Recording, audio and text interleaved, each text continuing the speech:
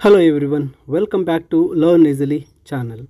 ಈ ಒಂದು ವಿಡಿಯೋದಲ್ಲಿ ನಾವು daddy poem by Sylvia Plath ರವರ ಡ್ಯಾಡಿ ಪದ್ಯದ ಕನ್ನಡದ ಲೈನ್ ಬೈ ಲೈನ್ ಎಕ್ಸ್ಪ್ಲನೇಷನ್ ಹಾಗೂ ಸಮರಿಯನ್ನು ಡಿಸ್ಕಸ್ ಮಾಡೋಣ. ಈ ಪೊಯಮ್ನ ಮೂಲಕ ಸಿಲ್ವಿಯಾ ಫ್ಲಾತ್ ರವರು ತಮ್ಮ ತಂದೆ ಯಾವ ರೀತಿ ತಮ್ಮನ್ನು ಒಂದು ನಿಯಂತ್ರಣದಲ್ಲಿಟ್ಕೊಂಡಿದ್ರು ಮತ್ತು ತಂದೆಯ ದಬ್ಬಾಳಿಕೆ ಹಾಗೂ ತಂದೆಯ ಒಂದು ನೆನಪುಗಳು ಆಕೆಯನ್ನು ಕಾಡಿದಾಗ ಆಕೆ ತನ್ನ ಮನಸ್ಸಿನಲ್ಲಿ ಮೂಡಿದಂತಹ ಭಾವನೆಗಳನ್ನು ಇಲ್ಲಿ ಬರೆದಿದ್ದಾರೆ. ಅಂದರೆ ಆಕೆಯ ತಂದೆಯ ಒಂದು ನೆನಪುಗಳು ಆಕೆಯನ್ನು ಕಾಡ್ತಾ ಇರಬೇಕಾದ್ರೆ ಆ ತಂದೆ ನಡೆದುಕೊಂಡಂತಹ ತನ್ನ ಭೂತಕಾಲದ ಒಂದು ಆಕ್ಷನ್ಸನ್ನು, ತಂದೆಯ ನಡವಳಿಕೆಗಳನ್ನು ಈ ಒಂದು ಪದ್ಯದ ಮೂಲಕ ವ್ಯಕ್ತಪಡಿಸ್ತಾ ಇದ್ದಾರೆ. ಈ ಒಂದು ಲೈನ್ ಬೈ ಲೈನ್ ಸಮರಿಯನ್ನು ಇಲ್ಲಿ ಡಿಸ್ಕಸ್ ಮಾಡ್ತಾ ಸಾಗೋಣ. ಮೊದಲ ಒಂದು ಸಾಲುಗಳಲ್ಲಿ ಹೇಳ್ತಾರೆ, you do not do any more black shoe, in which I have lived like a foot for 30 years, poor and white, barely daring to breathe or echo. ನೋಡಿ, ಈ ಸಾಲುಗಳಲ್ಲಿ ಹೇಳ್ತಾ ಇರ್ತಕ್ಕಂಥದ್ದು, ನೀವು ಮಾಡೋದಿಲ್ಲ, ನೀವು ಏನನ್ನೂ ಸಹ ಮಾಡೋದಿಲ್ಲ, ನೀವು ಒಂದು ಬ್ಲ್ಯಾಕ್ ಶೂ, ಕಪ್ಪು ಶೂ ಅಂತ ಹೇಳ್ತಾ ಇದ್ದಾರೆ. ಇಲ್ಲಿ ತಂದೆಯ ಕ್ರಿಯೆಗಳ ಬಗ್ಗೆ ಹೇಳ್ತಾ ಇದ್ದಾರೆ. ಕಪ್ಪು ಶೂ ಅಂದರೆ ಒಂದು ರೀತಿ ದಬ್ಬಾಳಿಕೆ ಮತ್ತು ನಿಯಂತ್ರಣವನ್ನು ಮಾಡ್ತಕ್ಕಂಥದ್ದು, ನಿಗ್ರಹವನ್ನು ಮಾಡತಕ್ಕಂಥದ್ದು. ಅಂದರೆ ಕವಿ ತನ್ನ ತಂದೆಯ ಆಳ್ವಿಕೆಯಿಂದ ಬಿಡುಗಡೆ ಪಡೆಯಲು ಬಯಸ್ತಾ ಇದ್ದಾಳೆ. ಆಕೆ ದೀರ್ಘಕಾಲ ಆ ಶೂನಲ್ಲಿದ್ದಂತೆ ಬದುಕ್ತಾ ಇದ್ದಾಳೆ. ಅಂದರೆ ತನ್ನ ತಂದೆಯ ಅಡಿಯಾಳಾಗಿ ಬದುಕ್ತಾ ಇರತಕ್ಕಂಥದ್ದನ್ನು ಈ ಸಾಲು ಹೇಳುತ್ತೆ. In which I have lived like A foot for 30 years, poor and white. ಅಂದರೆ ನಾನು ಆ ಒಂದು ಶೂನ ಒಳಗಡೆ 30 ವರ್ಷಗಳ ಕಾಲ ಆ ಕಾಲಿನಂತೆ ಆ ಶೂನಲ್ಲಿಗೆ ಇದ್ದೋಗಿದ್ದೆ. ತನ್ನ ಜೀವನ ಒಂದು ರೀತಿ ಬಣ್ಣವಿಲ್ಲದ್ದು ಮತ್ತು ಪೂರ್ ಆ್ಯಂಡ್ ವೈಟ್ ಅಂದರೆ ಇಲ್ಲಿ ಬಡತನ ಮತ್ತು ಬಣ್ಣವಿಲ್ಲದ್ದು ಅಂತ. ಅಂದರೆ ಕವಿ ಜೀವನದಲ್ಲಿ ಯಾವುದೇ ಸಂತೋಷ ಸೌಂದರ್ಯವನ್ನು ಕಂಡಿಲ್ಲ. ಎಲ್ಲವೂ ಸಹ ಆ ತಂದೆಯ ಶೂನೊಳಗೆ ಇರ್ತಕ್ಕಂಥ ಕಾಲಿನ ಹಾಗೆ ನಾನು ಅಲ್ಲೇ ಇದ್ಬಿಟ್ಟೆ. Barely daring to breathe or echo. ಅಂದರೆ ನಾನಿಲ್ಲಿ ಯಾವುದೇ ರೀತಿ ಉಸಿರಾಡಲು ಸೀನಲು ನನಗೆ ಧೈರ್ಯ ಇರಲಿಲ್ಲ. ಅಂದರೆ ಕವಿ ತನ್ನ ತಂದೆಯ ಭಯದಿಂದ ಮುಕ್ತವಾಗಿ ಉಸಿರಾಡಲು ಸಹ ಸಾಧ್ಯವಾಗಿಲ್ಲ ಅಂತ ಹೇಳ್ತಾರೆ. ಅಂದರೆ ತಂದೆಯ ದಬ್ಬಾಳಿಕೆ ಎಷ್ಟಿತ್ತಂದರೆ ಒಂದು ಸಣ್ಣ ವಿಷಯಕ್ಕೂ ಸಿಲ್ವಿಯಾ ಫ್ಲಾತ್ ಅಥವಾ ಆ ಹುಡುಗಿ ಒಂದು ಹೆದರುವಂತಹ ವಾತಾವರಣವಿತ್ತು ಅಂತ ಹೇಳ್ತಾ ಇದ್ದಾರೆ. Daddy, I have had to kill you, you died before I had time, marble heavy, a bag full of God, ghastly statue with one grave toy big as Prisco seal. ನೋಡಿ, ಈ ಒಂದು ಸಾಲುಗಳಲ್ಲಿ ಕವಿ ಹೇಳ್ತಾ ಇದ್ದಾರೆ, ಡ್ಯಾಡಿ, ನಾನು ನಿನ್ನನ್ನು ಕೊಲ್ಲಬೇಕಾಯಿತು. ಇದು ಕೇವಲ ಕೊಲೆಯಲ್ಲ, ಕವಿಯ ಭಾವನೆಗಳನ್ನು ಇಲ್ಲಿ ಕೊಲ್ಲುವ ಬಗ್ಗೆ ಹೇಳ್ತಾ ಇದ್ದಾರೆ. ತನ್ನ ತಂದೆಯ ಮೇಲಿನ ದ್ವೇಷವನ್ನು ಇಲ್ಲಿ ವ್ಯಕ್ತಪಡಿಸ್ತಾ ಇದ್ದಾಳೆ. You died before I had time. ನಾನು ಕೊಲ್ಲುವ ಸಮಯ ಮೊದಲೇ ನೀವು ಸತ್ತಿದ್ದೀರಿ. ಅಂದರೆ ಕವಿ ತನ್ನ ತಂದೆಯನ್ನು ತಾನು ಸಾಯಿಸಬೇಕು ಅಂದ್ಕೊಂಡ್ರೆ, ಆದರೆ ಅದಕ್ಕೆ ಮೊದಲೇ ಅವರು ಸತ್ತಿದ್ದಾರೆ. ಅಂದರೆ ಸಮಸ್ಯೆಗಳನ್ನು ಬಗೆಹರಿಸಿಕೊಳ್ಳಲು ಅವರ ಕೈಯಲ್ಲಿ ಸಾಧ್ಯ ಆಗಲಿಲ್ಲ. Marble heavy, A bag full of god. ಅಂದರೆ ತನ್ನ ತಂದೆಯ ದೇಹವು ಭಾರವಾಗಿತ್ತು ಮತ್ತು ಅದು ಅವರ ಧಾರ್ಮಿಕ ವ್ಯಕ್ತಿಯಾಗಿದ್ದರು ಅಂತಕ್ಕಂಥದ್ದನ್ನು ಹೇಳ್ತಾ ಇದ್ದಾರೆ. ತಂದೆಯ ವ್ಯಕ್ತಿತ್ವವು ಕಲ್ಲಿನಂತೆ ಕಠಿಣವಾಗಿತ್ತು ಮತ್ತು ಅವರು ತುಂಬ ಧಾರ್ಮಿಕ ವ್ಯಕ್ತಿಗಳಾಗಿದ್ದರು ಅಂತ ಹೇಳ್ತಾರೆ. ನಂತರ ಸಾಲಲ್ಲಿ ghastly statue which one grey toy big as ಪ್ರಿಸ್ಕೋ ಸೀಲ್. ಇಲ್ಲಿ ಅವರ ಒಂದು ಪ್ರತಿಮೆ ಭಯಾನಕವಾದ ಪ್ರತಿಮೆ ಆಗಿತ್ತು. ಅವರ ಕಾಲ್ಬೆರಳು ಪ್ರಿಸ್ಕೋನ ಮುದ್ರೆಯಷ್ಟು ದೊಡ್ಡದಾಗಿತ್ತು. ಇಲ್ಲಿ ಕವಿ ತನ್ನ ತಂದೆಯ ದೇಹಕಾರದ ಒಂದು ದೇಹವನ್ನು ವಿವರಿಸ್ತಾ ಇದ್ದಾಳೆ. ತಂದೆ ದೊಡ್ಡ ಮತ್ತು ಭಯಾನಕವಾದ ವ್ಯಕ್ತಿಯಾಗಿದ್ದರು ಅಂತ ಹೇಳ್ತಾರೆ. ಇನ್ನು ಮುಂದಿನ ಸಾಲಲ್ಲಿ ಹೇಳ್ತಾ ಇದ್ದಾರೆ, and A heard in the freakish Atlantic where it pours bean green over blue in the water of beautiful Nauset, I used to pray to recover you ac do. ನೋಡಿ, ಇಲ್ಲಿ ತನ್ನ ಮುಂದಿನ ಸಾಲಲ್ಲಿ ಏನು ಹೇಳ್ತಾ ಇದ್ದಾರೆ ಅಂದರೆ, ತನ್ನ ತಂದೆ ಒಂದು ತಲೆ ಒಂದು ವಿಚಿತ್ರವಾಗಿತ್ತು. ಅದು ಅಟ್ಲಾಂಟಿಕ್ನಲ್ಲಿ ನೀಲಿ ಬಣ್ಣದ ಮೇಲೆ ಬೀನ್ ಹಸಿರು ಬಣ್ಣವನ್ನು ಸುರಿಯುವಂತೆ ಕಾಣ್ತಾ ಇತ್ತು. ಇಲ್ಲಿ ಕವಿ ತನ್ನ ತಂದೆ ಎಷ್ಟು ದೊಡ್ಡವರಾಗಿದ್ದರು ಮತ್ತು ಅವರ ತಲೆ ಅಟ್ಲಾಂಟಿಕ್ ಸಾಗರದವರೆಗೂ ಹಬ್ಬಿತ್ತು ಅಂತ ಹೇಳ್ತಾ ಇದ್ದಾರೆ. ತಂದೆಯ ಪ್ರಭಾವ ಅವಳ ಜೀವನದಲ್ಲಿ ಎಷ್ಟರ ಮಟ್ಟಿಗೆ ಇತ್ತು ಅಂತ ಹೇಳ್ತಾ ಇದ್ದಾರೆ. ಅವಳು ಎಲ್ಲಿ ಹೋದರೂ ಸಹ ಅವರ ನೆನಪುಗಳು ಅವಳನ್ನು ಕಾಡ್ತಾ ಇದ್ದಾವೆ. I use to pray to recover you. ನಾನು ನಿಮ್ಮನ್ನು ಮತ್ತೆ ಪಡೆಯಲು ಪ್ರಾರ್ಥನೆ ಮಾಡ್ತಾ ಇದ್ದೆ. ಅಂದರೆ ಕವಿ ತನ್ನ ತಂದೆಯನ್ನು ಮರಳಿ ಪಡೆಯಲು ಬಯಸಿದ್ಲು, ಆದರೆ ಅವರ ಸಾವು ಅವಳನ್ನು ಆಘಾತಕ್ಕೆ ತಳ್ಳಿದೆ. ಆಕ್ಡು ಅಂದರೆ ಇದು ದುಃಖವನ್ನು ವ್ಯಕ್ತಪಡಿಸ್ತಾ ಇದೆ. ಕವಿ ತನ್ನ ದುಃಖವನ್ನು ಜರ್ಮನ್ ಭಾಷೆಯಲ್ಲಿ ಹೇಳ್ಕೊಳ್ತಾ ಇದ್ದಾಳೆ, ಆಕ್ಡು ಅಂತ ಹೇಳಿ. ನಂತರದ ಸಾಲಲ್ಲಿ ಹೇಳ್ತಾ ಇದ್ದಾರೆ, in the German tongue in the Polish town scraped flat by the roller of wars but the name of the town is common my Polack friend. ಇಲ್ಲಿ my Polack friend says there are a dozen or two. ಇಲ್ಲಿ ಕವಿ ಹೇಳ್ತಾ ಇರ್ತಕ್ಕಂಥದ್ದು German ಭಾಷೆಯಲ್ಲಿ, Polish ಭಾಷೆಯಲ್ಲಿ ಇಲ್ಲಿ ಯುದ್ಧಗಳು ನಡೀತಾ ಹೋಗಿದೆ, ಆ ಯುದ್ಧಗಳು ಹೆಚ್ಚಾಗಿ ನಡೀತಾ ಇದೆ, ಯುದ್ಧದಿಂದ ನಾಶವಾಗಿ ಆ ಪಟ್ಟಣಗಳ ಬಗ್ಗೆ ಹೇಳ್ತಾ ಇದ್ದಾರೆ. ಯುದ್ಧಗಳು ಅವಳ ಜೀವನದಲ್ಲಿ ಸಾಕಷ್ಟು ನೋವನ್ನು ಉಂಟು ಮಾಡಿದೆ.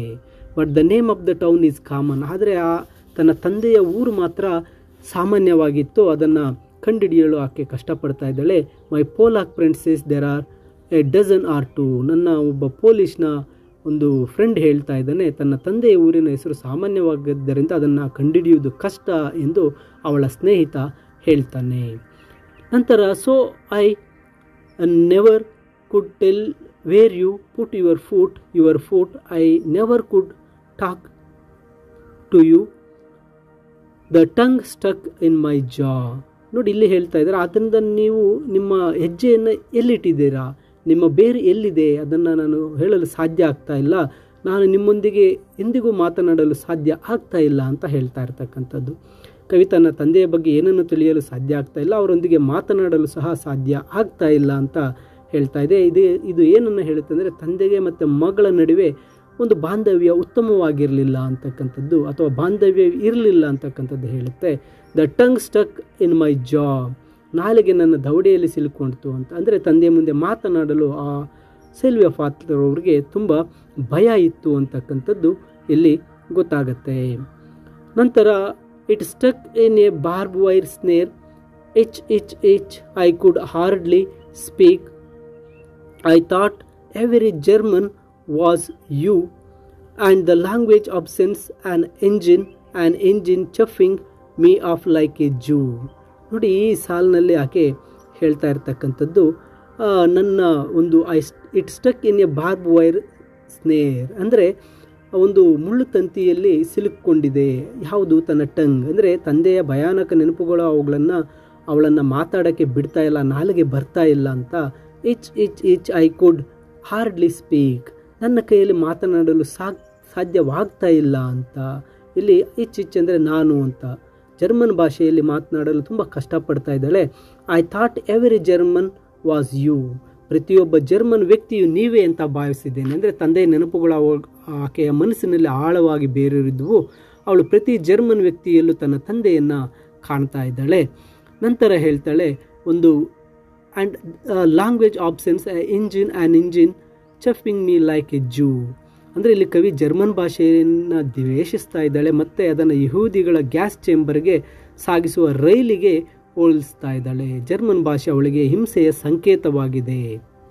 ಇನ್ನು ನಂತರದ ಸಾಲಲ್ಲಿ ಹೇಳ್ತಾ ಇದ್ದಾರೆ, a Jew to Dachau Auschwitz Belsen I began to talk like a Jew I think I may well be a Jew. ನೋಡಿ ಇಲ್ಲಿ ಹೇಳ್ತಾ ಇದ್ದಾರೆ, ನಾನು ಒಬ್ಬ ವೆಹ್ಯೂದಿ ಔಟಿಚ್ ಬೆಲ್ಸ್ಗೆ, ಅಂದರೆ ಅವಳು ಜರ್ಮನ್ ಕಾನ್ಸ್ಟೆಂಟ್ ಕ್ಯಾಂಪ್ಗಳು, ಇಲ್ಲಿ ಕವಿ ತನ್ನನ್ನು ಯಹೂದಿಗಳೊಂದಿಗೆ ಹೋಲಿಸ್ಕೊಳ್ತಾಳೆ ಮತ್ತು ಅವಳು ಸಹ ತಂದೆಯಿಂದ ದೌರ್ಜನ್ಯಕ್ಕೆ ಒಳಗಾಗಿದ್ದಾಳೆ. I began to talk like a Jew, ನಾನು ಯಹೂದಿಯಂತೆ ಮಾತನಾಡಲು ಬಯಸ್ತಾ ಇದ್ದಾನೆ.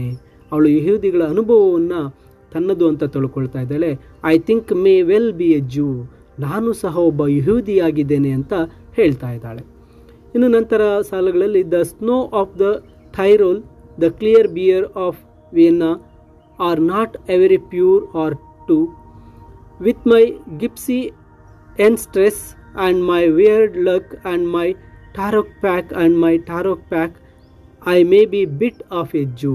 ನೋಡಿ ಈ ಒಂದು ಸಾಲುಗಳಲ್ಲಿ ಹೇಳ್ತಾ ಇರ್ತಕ್ಕಂಥದ್ದು, ತಾನು ಟೈರೋಲ್ನ ಹಿಮ ಅಥವಾ ವಿಯೆನ್ನಾದ ಶುದ್ಧ ಬಿಯರ್ ಅಷ್ಟು ಶುದ್ಧ ಅಥವಾ ನಿಜವಲ್ಲ, ನಾನು ಅಷ್ಟು ಪ್ಯೂರ್ ಆಗಿಲ್ಲ, ಆದ್ದರಿಂದ ಜರ್ಮನಿಯ ಸಂಸ್ಕೃತಿಯಲ್ಲಿ ನನಗೆ ನಂಬಿಕೆ ಇಲ್ಲ ಅಂತ ಹೇಳ್ತಾ ಇದ್ದಾಳೆ. ಮತ್ತು ತನ್ನ ಜಿಪ್ಸಿ, ಮುತ್ತಜ್ಜಿ ಮತ್ತು ನನ್ನ ವಿಚಿತ್ರ ಅದೃಷ್ಟ ಮತ್ತು ಟ್ಯಾರೋ ಪ್ಯಾಕ್ ಮತ್ತು ನನ್ನ ಟ್ಯಾರೋ ಪ್ಯಾಕ್ನೊಂದಿಗೆ ನಾನು ಸ್ವಲ್ಪ ಮಟ್ಟಿಗೆ ಯಹೂದಿಯಾಗಿರ್ಬೋದು. ಅಂದರೆ ಇಲ್ಲಿ ಕವಿ ತನ್ನ ಹಿನ್ನೆಲೆಯನ್ನು, ತನ್ನ ಪೂರ್ವಜರ ಬಗ್ಗೆ ಹೇಳ್ಕೊಳ್ತಾ ನಾನು ಸಹ ಯಹೂದಿ ಅಂತಕ್ಕಂಥದ್ದನ್ನು ಹೇಳ್ತಾ ಇದ್ದಾಳೆ. ನಂತರ I have always been scared of you with your Luftwaffe your gobbledygoo and your neat moustache and your Aryan eye bright blue. ನಂತರ ಇಲ್ಲಿ ಹೇಳ್ತಾ ಇದ್ದಾರೆ, ನಾನು ಯಾವಾಗಲೂ ನಿಮಗೆ ಹೆದರ್ತಾ ಇದ್ದೆ, ನಿಮ್ಮ ಲುಕ್ಕನ್ನು ನೋಡಿ, ನಿಮ್ಮ ಒಂದು ರೀತಿ ನಿಮ್ಮ ಶಕ್ತಿ, ನಿಮ್ಮ ತಂದೆ ಒಂದು ಮಿಲಿಟರಿ ಶಕ್ತಿ, ಅವರ ಮಾತುಗಳನ್ನು ನೋಡಿ ನಾನು ಹೆದರ್ತಾ ಇದ್ದೆ ಅಂತ ಹೇಳ್ತಾ ಇದ್ದಾರೆ. ಮತ್ತು ತಂದೆಯ ಬಗ್ಗೆ ಹೇಳ್ತಾರೆ, ನಿಮ್ಮ ಅಂದವಾದ ಮೀಸೆ, ನಿಮ್ಮ ಆರ್ಯನ್ ಕಣ್ಣು, ಪ್ರಕಾಶಮಾನವಾದಂತಹ ಈ ಒಂದು ನೀಲಿ, ಇದು ಜರ್ಮನ್ ಸೈನಿಕರ ನೋಟವನ್ನು ವಿವರಿಸುತ್ತೆ. ತಂದೆಯ ನೋಟ ಅವಳಿಗೆ ಸೈನಿಕರನ್ನು ನೆನಪಿಸ್ತಾ ಇದೆ. ನಂತರ ಹೇಳ್ತಾರೆ, panzer man O you not God but swastika O black no sky could squawk through. ಇಲ್ಲಿ ಹೇಳ್ತಾ ಇರ್ತಕ್ಕಂಥದ್ದು, ಒಬ್ಬ ಫ್ಯಾನ್ಸರ್ ಮ್ಯಾನ್ ಅಂದರೆ ನೀವು ದೇವರಲ್ಲ, ಆದರೆ ಸ್ವಸ್ತಿಕ, ತುಂಬ ಕಪ್ಪು ಆಕಾಶ ಧ್ವನಿಯನ್ನು ಹೊಂದಿರ್ತೀರಾ. ಅಂದರೆ ಇದು ಜರ್ಮನ್ ಟ್ಯಾಂಕ್ನ ಸಂಕೇತವನ್ನು ಸೂಚಿಸ್ತಾ ಇದೆ. ಸ್ವಸ್ತಿಕ ಅಂತಕ್ಕಂಥದ್ದು ನಾಜಿಗಳ ಸಂಕೇತ ಆಗಿದೆ. ಇಲ್ಲಿ ಆಕೆ ತನ್ನ ತಂದೆ ಅವಳಿಗೆ ದೇವರಂತೆ ಕಾಣಲಿಲ್ಲ, ಬದಲಿಗೆ ನಾಜಿಗಳಂತೆ ಕ್ರೂರವಾಗಿ ಕಾಣ್ತಾ ಇದ್ದಾರೆ. ನಂತರ ಹೇಳ್ತಾರೆ, every women adores a fascist, the boot in the face, the brute heart of brute like you. ನೋಡಿ, ಈ ಸಾಲಿನಲ್ಲಿ ಹೇಳ್ತಾ ಇರ್ತಕ್ಕಂಥದ್ದು, ಪ್ರತಿಯೊಬ್ಬ ಮಹಿಳೆಯು ಸರ್ವಾಧಿಕಾರಿಯನ್ನು ಆರಾಧಿಸ್ತಾಳೆ, ಅಂದರೆ ನಿಮ್ಮಂಥ ಕ್ರೂರ ಹೃದಯ, ಇಲ್ಲಿ ಕವಿ ಕ್ರೂರ ಹೃದಯವನ್ನು ಆರಾಧಿಸ್ತಾಳೆ. ಅಂದರೆ ಇಲ್ಲಿ ಕವಿ ಸರ್ವಾಧಿಕಾರಿಗಳನ್ನು ಇಷ್ಟಪಡುವ ಮಹಿಳೆಯರ ಬಗ್ಗೆ ಮಾತಾಡ್ತಾ ಇದ್ದಾಳೆ. ಅಂದರೆ ದೌರ್ಜನ್ಯ ಮಾಡ್ತಕ್ಕಂಥ ಪುರುಷರನ್ನು ಇಷ್ಟಪಡುವ ಮಹಿಳೆಯರನ್ನು ಕವಿ ಇಲ್ಲಿ ಟೀಕಿಸ್ತಾ ಹೇಳ್ತಾ ಇದ್ದಾರೆ. ನಂತರ ಹೇಳ್ತಾರೆ, you stand at the blackboard daddy in the picture I have of you, a cleft in your chin instead of your foot, but no less a devil for that, not any less the black man who bit my pretty red heart in two. ಅಂದರೆ ಇಲ್ಲಿ ತನ್ನ ತಂದೆಯ ಬಗ್ಗೆ ಹೇಳ್ತಾ ಇದ್ದಾಳೆ, ನಾನು ನಿಮ್ಮನ್ನು ಒಂದು ಬ್ಲ್ಯಾಕ್ ಬೋರ್ಡ್ನಲ್ಲಿ ನಿಂತಿರ್ತಕ್ಕಂಥ ಚಿತ್ರದಲ್ಲಿ ನಾನು ನೋಡ್ತಾ ಇದ್ದೇನೆ, ನಿಮ್ಮ ಪಾದದ ಬದಲಿಗೆ ನಿಮ್ಮ ಗಲ್ಲದ ಸೀಳು, ಅಂದರೆ ಒಂದು ರೀತಿ ದೆವ್ವವಲ್ಲ, ಇಲ್ಲಿ ಕಪ್ಪು ಮನುಷ್ಯನಿಗಿಂತ ಕಡಿಮೆ ಇಲ್ಲ, ಅಂದರೆ ಒಂದು ರೀತಿ ನೀನು ವಿಕಾರವಾಗಿ ಕಾಣಿಸ್ತಾ ಇದೆಯಾ ಅಂತ ತಂದೆಗೆ ಹೇಳ್ತಾ ಇದ್ದಾರೆ. ನೀವು ದೆವ್ವದ ರೀತಿ ನನಗೆ ಕಾಣಿಸ್ತಾ ಇದ್ದೀರಾ, ನೀವು ನನ್ನ ಸುಂದರವಾದಂಥ ಹೃದಯವನ್ನು 2 ಭಾಗಗಳಾಗಿ ಮಾಡಿದ್ದೀರಾ. ತಂದೆ ಅವಳನ್ನು ಮಾನಸಿಕವಾಗಿ ತುಂಬ ನೋವಿಸಿದ್ರು ಅಂತಕ್ಕಂಥದ್ದನ್ನು ಇಲ್ಲಿ ಹೇಳ್ತಾ ಇದ್ದಾರೆ. I was 10 when they buried you, at 20 I try to die and get back to you. ಇಲ್ಲಿ ಹೇಳ್ತಾ ಇರ್ತಕ್ಕಂಥದ್ದು, ಅಂದರೆ ನಿಮ್ಮನ್ನು ಹೂತಾಗ ನನಗೆ 10 ವರ್ಷ, ಅಂದರೆ ನಾನು ಕವಿ ಚಿಕ್ಕವಳಾಗಿದ್ದಲೇ ತನ್ನ ತಂದೆಯನ್ನು ಕಳ್ಕೊಂಡ್ಬಿಟ್ಟಿದ್ದಾರೆ. 20ನೇ ವಯಸ್ಸಿನಲ್ಲಿ ನಾನು ಸಾಯೋಕ್ಕೆ ಪ್ರಯತ್ನ ಮಾಡಿದೆ, ನಾನು ನಿಮ್ಮ ಬಳಿಗೆ ಬರೋದಿಕ್ಕೆ ಅಂತ. ತಂದೆಯ ಮೇಲಿನ ಪ್ರೀತಿ ನೋವಿನಿಂದ ಕವಿ ಇಲ್ಲಿ ಆತ್ಮಹತ್ಯೆ ಮಾಡ್ಕೊಳ್ಳೋಕ್ಕೂ ಕೂಡ ಪ್ರಯತ್ನ ಮಾಡಿದ್ದಾರೆ. I thought even the bones would do. ಅಂದರೆ ಇಲ್ಲಿ ಸತ್ತ ನಂತರವಾದರೂ ತಂದೆಯೊಂದಿಗೆ ಒಂದಾಗಲು ಆಕೆ ಬಯಸ್ತಾ ಇದ್ದಾಳೆ. But they pulled me out of the sack and they stuck me together with glue and then I knew what to do. ಅಂದರೆ ಇಲ್ಲಿ ಆಕೆ ಅವಳು ಆತ್ಮಹತ್ಯೆಯ ಒಂದು ಪ್ರಯತ್ನಗಳು ಇಲ್ಲಿ ವಿಫಲವಾಯಿತು ಅಂತ ಹೇಳ್ತಾ ಇದ್ದಾರೆ. They pulled me out of sack, ನನ್ನ ಆತ್ಮಹತ್ಯೆಯಿಂದ ನನ್ನ ರಕ್ಷಿಸಿಬಿಟ್ಟಿದ್ದಾರೆ. They stuck me together with glue, ನನ್ನನ್ನು ಒಂದು ಬಂಧಿಸಿದ್ದಾರೆ, ಅಂಟಿಸಿದ್ದಾರೆ ಅಂತಕ್ಕಂಥದ್ದನ್ನು ಹೇಳ್ತಾ ಇದ್ದಾರೆ. And then I knew what to do, ಅದಾದ ನಂತರ ನಾನು ಏನು ಮಾಡಬೇಕಂತ ತಿಳಿಯಿತು. ಅಂದರೆ ಅವಳು ತನ್ನ ಜೀವನವನ್ನು ಬದಲಾಯಿಸಲು ಇಲ್ಲಿ ನಿರ್ಧಾರ ಮಾಡಿದ್ದಾಳೆ. I made model of you, a man in black with a Mein Kampf look and love of the rack and the screw. ಇಲ್ಲಿ ಆ ವ್ಯಕ್ತಿ ಹೇಳ್ತಾ ಇರ್ತಕ್ಕಂಥದ್ದು, ನಾನು ನಿನ್ನ ಒಂದು ಮಾಡೆಲನ್ನು ಮಾಡೋಕ್ಕೆ ಶುರು ಮಾಡಿದೆ, ಮೈನ್ ಕ್ಯಾಂಪ್ ನೋಟವನ್ನು ಹೊಂದಿರತಕ್ಕಂತಹ ಒಂದು ಕಪ್ಪು ಬಣ್ಣದ ಮನುಷ್ಯನ ಹಾಗೆ ನಾನು ನಿನ್ನನ್ನು ಮಾಡಿದೆ ಅಂತ ಹೇಳ್ತಾ ಇದ್ದೆ. ಅಂದರೆ ಅವಳು ಮದುವೆಯಾದ ವ್ಯಕ್ತಿ ತನ್ನ ತಂದೆಯಂತೆ ಕ್ರೂರಿಯಾಗಿದ್ನು ಅಂತಕ್ಕಂಥದ್ದನ್ನು ಈ ಸಾಲಲ್ಲಿ ಹೇಳ್ತಾರೆ. And I said I do, ಮತ್ತೆ ನಾನು ಹೇಳ್ತಾ ಇದ್ದೇನೆ, ನಾನು ಮಾಡುತ್ತೇನೆ ಅಂತ ಹೇಳ್ತಾ ಇದ್ದೆ. ಅಂದರೆ ಅವಳು ತನ್ನ ತಂದೆಯ ಪ್ರಭಾವದಿಂದ ಹೊರಬರಲು ಆಕೆಯ ಕೈಯಲ್ಲಿ ಸಾಧ್ಯವಾಗ್ತಾ ಇಲ್ಲ ಅಂತಕ್ಕಂಥದ್ದನ್ನು ಇಲ್ಲಿ ತಿಳಿಸಿದ್ದಾರೆ. ಇನ್ನು ಮುಂದಿನ ಸಾಲಲ್ಲಿ ಹೇಳ್ತಾರೆ, so daddy, I am finally through, the black telephones off at the root, the voices just cannot worm through. ಅಂದರೆ ಈಕೆ ಹೇಳ್ತಾ ಇರ್ತಕ್ಕಂಥದ್ದು, ಕೊನೆಯದಾಗಿ ನನ್ನ ಒಂದು ತಂದೆಯೊಂದಿಗಿನ ಸಂಬಂಧವನ್ನು ಇಲ್ಲಿ ಕೊನೆಗೊಳಿಸೋಕ್ಕೆ ನಿರ್ಧಾರ ಮಾಡಿದ್ದಾಳೆ. ಅಂದರೆ ಅವಳು ತನ್ನ ತಂದೆಯ ನೆನಪುಗಳಿಂದ ಬಿಡುಗಡೆ ಹೊಂದಬೇಕು ಅಂತಕ್ಕಂಥದ್ದನ್ನ ನಿರ್ಧಾರ ಮಾಡಿದ್ದಾಳೆ. The black telephones off at the root, the voice just cannot worm through. ಅಂದರೆ ಇಲ್ಲಿ ಒಂದು ಟೆಲಿಫೋನ್ನಲ್ಲಿ ಆಫ್ ಮಾಡುವ ಹಾಗೆ ಧ್ವನಿಗಳು ಆಕೆ ಒಂದು ಹುಳುಗಳಂತೆ ತೂರಿಕೊಂಡಲು ಹೋಗಲು ಸಾಧ್ಯವಿಲ್ಲ. ಅಂದರೆ ಕಪ್ಪು ದೂರವಾಣಿ ಅಂದರೆ ತಂದೆಯೊಂದಿಗಿನ ಸಂಪರ್ಕವನ್ನು ಇಲ್ಲಿ ಕಡಿತಗೊಳಿಸೋಕ್ಕೆ ಆಕೆ ನಿರ್ಧಾರ ಮಾಡಿದ್ದಾಳೆ. ನಂತರ ಸಾಲಲ್ಲಿ ಹೇಳ್ತಾರೆ, if I have killed one man, I have killed two, the vampire who said he was you and drank my blood for a year 7 years if you want to know. ಅಂದರೆ ಇಲ್ಲಿ ನಾನು ಒಬ್ಬ ಮನುಷ್ಯನನ್ನು ಕೊಂದರೆ ನಾನು ಇಬ್ಬರನ್ನು ಕೊಂದಿದ್ದೇನೆ ನೀವೇ ಎಂದು ಕೇಳಿಕೊಂಡು, ಅಂದರೆ 1 ವರ್ಷ ನಂತರ ನನ್ನ ರಕ್ತವನ್ನು ಹೀರಿದ ಆ ವ್ಯಕ್ತಿಯನ್ನು ನಾನು ಕೊಲ್ಲಬೇಕಾಗಿದೆ. 7 ವರ್ಷ ಇಲ್ಲಿ ಮೊದಲನೆಯ ಮನುಷ್ಯ ಅವಳ ತಂದೆ, ಎರಡನೆಯ ಮನುಷ್ಯ ಅವಳ ಗಂಡ. ಅಂದರೆ ಇಲ್ಲಿ 7 ವರ್ಷಗಳ ಕಾಲ ತನ್ನ ಗಂಡ ಕೂಡ ನಿನ್ನಂತೆ ನನಗೆ ಒಂದು ತೊಂದರೆಗಳನ್ನು ಕೊಟ್ಟಿದ್ದಾನೆ. ಅಂದರೆ ಇಲ್ಲಿ ಕವಿ ತನ್ನ ತಂದೆ ಮತ್ತು ಗಂಡನಿಂದ ಅನುಭವಿಸಿರ್ತಕ್ಕಂತಹ ನೋವನ್ನು ಹೇಳ್ಕೊಳ್ತಾ ಇದ್ದಾಳೆ. ಅವರಿಬ್ಬರು ಅವಳನ್ನು ಶೋಷಣೆ ಮಾಡಿದ್ದಾರೆ ಅಂತ ಹೇಳ್ತಾ ಇದ್ದಾರೆ. Daddy, you can lie back now, there is a stake in your fat black heart and the villagers never liked you. ಅಂದರೆ ಇಲ್ಲಿ ತನ್ನ ತಂದೆಗೆ ಹೇಳ್ತಾ ಇದ್ದಾರೆ, ತಂದೆ ನೀನಿನ್ನ ಮಲಗಬಹುದು, ನಿಮ್ಮ ಒಂದು ದೇಹದಲ್ಲಿ ಆ ಕೊಬ್ಬಿದ ಹೃದಯದಲ್ಲಿ ನೀವು ಇನ್ನು ಮಲಗಬಹುದಾಗಿದೆ. ಇಲ್ಲಿ ಗ್ರಾಮಸ್ಥರು ಯಾರೂ ಸಹ ನಿಮ್ಮನ್ನು ಇಷ್ಟಪಡಲ್ಲ ಅಂತಕ್ಕಂಥದ್ದನ್ನ ಹೇಳ್ತಾ ಇದ್ದಾರೆ. ಅಂದರೆ ತನ್ನ ತಂದೆಯನ್ನು ರಕ್ತಪಿಶಾಚಿ ಅಂತ ಕರೀತಾಳೆ. ಮತ್ತು ಅವರು ಸತ್ತಿರೋದಕ್ಕೆ ಅವಳು ಇಲ್ಲಿ ಸಂತೋಷವನ್ನು ಸಹ ಪಡಿತಾ ಇದ್ದಾಳೆ. ಯಾಕಂದರೆ ಯಾವ ವಿಲೇಜರ್ಸು ಕೂಡ ನಿನ್ನನ್ನು ಇಷ್ಟಪಡ್ತಾ ಇಲ್ಲ ಅಂತ ಹೇಳ್ತಾ ಇದ್ದಾರೆ. They are dancing and stamping on you, they always knew it was you, daddy daddy you bastard, I am through. ನೋಡಿ, ಈ ಸಾಲಿನಲ್ಲಿ ಹೇಳ್ತಾ ಇರ್ತಕ್ಕಂಥದ್ದು, ಅವರು ನಿಮ್ಮ ಮೇಲೆ ಡ್ಯಾನ್ಸ್ ಮಾಡ್ತಾ ಇದ್ದಾರೆ, ನಿಮ್ಮನ್ನು ತುಳಿತಾ ಇದ್ದಾರೆ, ಅದು ನೀವೇ ಎಂದು ಅವ್ರಿಗೆ ಯಾವಾಗಲೂ ಗೊತ್ತಿತ್ತು. ಡ್ಯಾಡಿ ಡ್ಯಾಡಿ ನೀವೊಬ್ಬ ನೀಚ ಅಂತ ಹೇಳಿ ಈ ಒಂದು ಪದ್ಯವನ್ನು ಮುಗಿಸ್ತಾ ಇದ್ದಾರೆ. ಇಲ್ಲಿ ಗ್ರಾಮಸ್ಥರು ಅಂದರೆ ಕವಿಯ ತಂದೆಯನ್ನು ದ್ವೇಷಿಸ್ತಕ್ಕಂಥ ಜನರಾಗಿರ್ತಾರೆ. ಕವಿ ತನ್ನ ತಂದೆಯ ಸಾವನ್ನು ಇಲ್ಲಿ ಸಂಭ್ರಮಿಸ್ತಾ ಇದ್ದಾರೆ ಮತ್ತು ಅವರೊಂದಿಗೆ ತನ್ನ ಸಂಬಂಧವು ಕೊನೆಗೊಂಡಿದೆ ಅಂತಕ್ಕಂಥದ್ದನ್ನು ಹೇಳ್ತಾ ಇದ್ದಾರೆ. ಇಲ್ಲಿ ಸೈಲ್ವಿಯಾ ಪ್ರಾತ್ರವರು ಈ ಒಂದು ಪದ್ಯವನ್ನು ಬರೆದಾಗ ಅವರು ತುಂಬ ಡಿಪ್ರೆಷನ್ನಲ್ಲಿ ಇರ್ತಾರೆ ಮತ್ತು ಅವರು ತಮ್ಮ ದುಃಖವನ್ನು ಇಲ್ಲಿ ವ್ಯಕ್ತಪಡಿಸ್ತಾ ಇದ್ದಾರೆ. ಈ ಒಂದು ಡ್ಯಾಡಿ ಪದ್ಯವನ್ನು ಬರೆದ 4 ತಿಂಗಳ ನಂತರ ಕವಿ ಇಲ್ಲಿ ಆತ್ಮಹತ್ಯೆಯನ್ನು ಮಾಡಿಕೊಂಡಿದ್ದಾರೆ.